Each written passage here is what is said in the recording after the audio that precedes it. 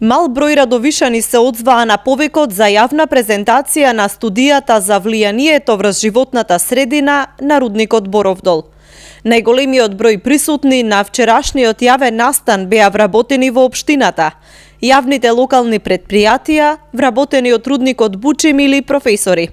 Меѓу нив имаше жители од населбата Дамјан кои што тврдат дека Боров дол ќе донесе нови еколошки проблеми на регионот, кои што и сега се соочува со загадена почва и вода. А траката што треба да мине низ Сред Дамјанско поле минува.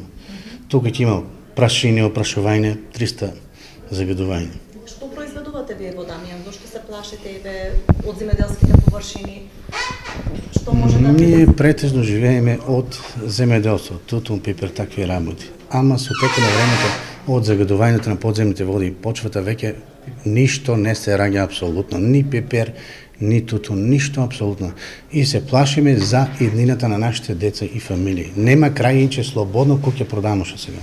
Извршниот директор на Бучим вели дека Боров дол е од големо значење за локалната економија и ќе го продолжи векот на Бучим, кој наредната година одбележува 40 години од отворањето.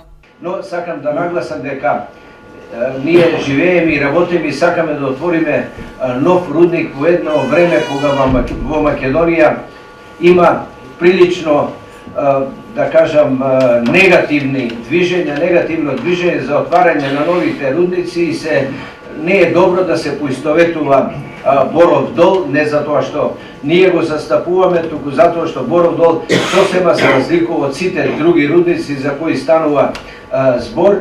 Боров дол е во сосема рударски крај. Ние таму извршивме археолошки истражувања, покажуваат дека таму со некој вид на рударство се бавеле уште пред 1000 години луѓето.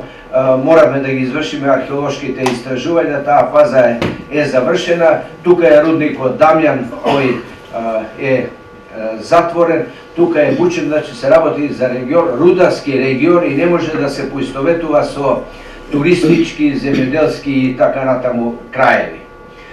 Согласно законот, ние сме обврзани да ги направиме јавните расправи и мислам дека е добро тоа и дури го оценувам како многу добро подигањето на свеста кај луѓето, особено еколошката свест. Добро е ако тоа го пренесеме на сите други области, не само да важи за рударството и со едно такви движење, со такви движења, сигурно ќе ја разубавиме малата држава во која ние живееме. За разлика од другите општини од југоистокот, каде што градоначалниците се против отворање на рудници, првиот човек на Радовиш, кој сам е поранешен вработен во Бучим, вели дека општината ќе ја даде целата потребна поддршка да се отвори Боров дол.